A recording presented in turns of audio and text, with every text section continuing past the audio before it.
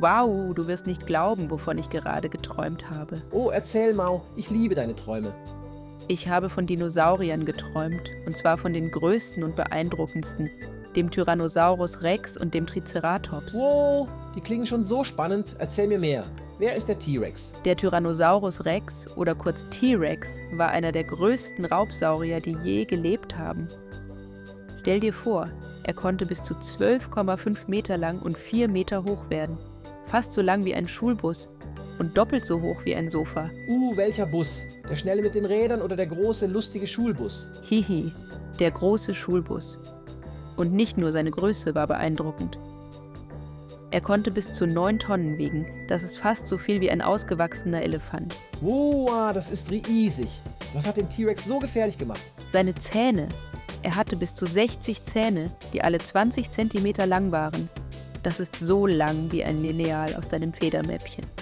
Und stell dir vor, er hatte eine Bisskraft von 35.000 Newton. Was sind 35.000 Newton? Ist das viel? Oh ja, das ist viel mehr, als jedes Tier heute schaffen könnte.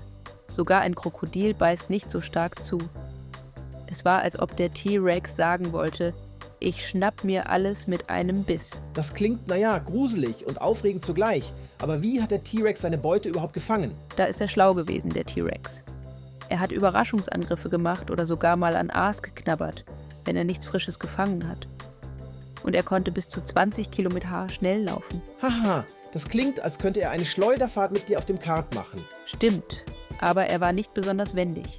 Das war nicht wie bei einem schnellen Radrennen, er konnte nicht einfach mal eben um die Kurve flitzen. Und was hat der Triceratops gemacht? War er auch so gefährlich? Gefährlich? Er war ein Verteidiger, ein Körper mit riesigem Herzen. Der Triceratops war etwa 9 Meter lang und 3 Meter hoch, ungefähr wie 2 Sofas aufeinander. Und mit seinen 6 bis 12 Tonnen war er super stabil. Oh, was für ein schwerer Kerl. Wie ist er mit diesen Kilos umgegangen? Nun, er hatte 3 Hörner und einen riesigen Nackenschild, fast 1,5 Meter breit. Zusammen mit seiner Körpermasse war das eine tolle Verteidigung. Außerdem lebte er wahrscheinlich in Herden, was zusätzlichen Schutz bot. Das klingt sicherer als ein großes Nest voller Kuscheldecken. War der Triceratops also in einer Gruppe besonders stark? Ganz genau. In einer Gruppe war er sicherer. Und wenn der T-Rex auftauchte, ging er entweder in Verteidigungsstellung oder floh, je nach Situation. Puh, das sind echt spannende Geschichten. Ist es wirklich passiert, dass diese beiden Dinos gekämpft haben? Ja, Wissenschaftler haben Knochen vom Triceratops mit T-Rex-Bissspuren gefunden. Das zeigt, dass sie wahrscheinlich gekämpft haben. Aber manche Knochen hatten geheilt, was bedeutet, dass der Triceratops auch mal gewinnen konnte und nicht immer der T-Rex der Stärkere war. Hihi, Mut gegen Maul.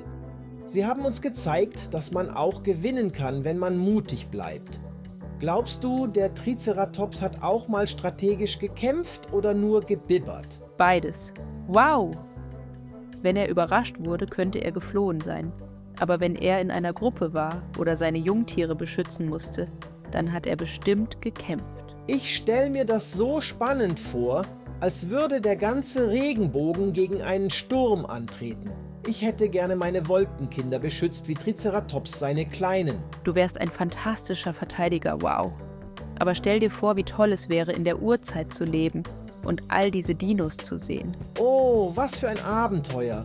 Ich wäre oft zu den Dino-Partys geflogen und hätte mit den Stachlern getanzt und den Schwänzigen Hallo gesagt. Hihi, und ich.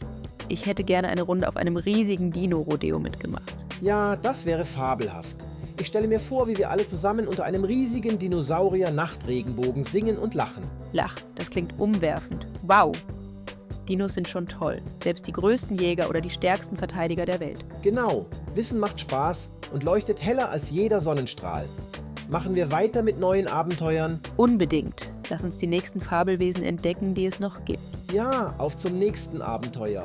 Wusch! Ole doli, doli doli, love it. Ole doli doli.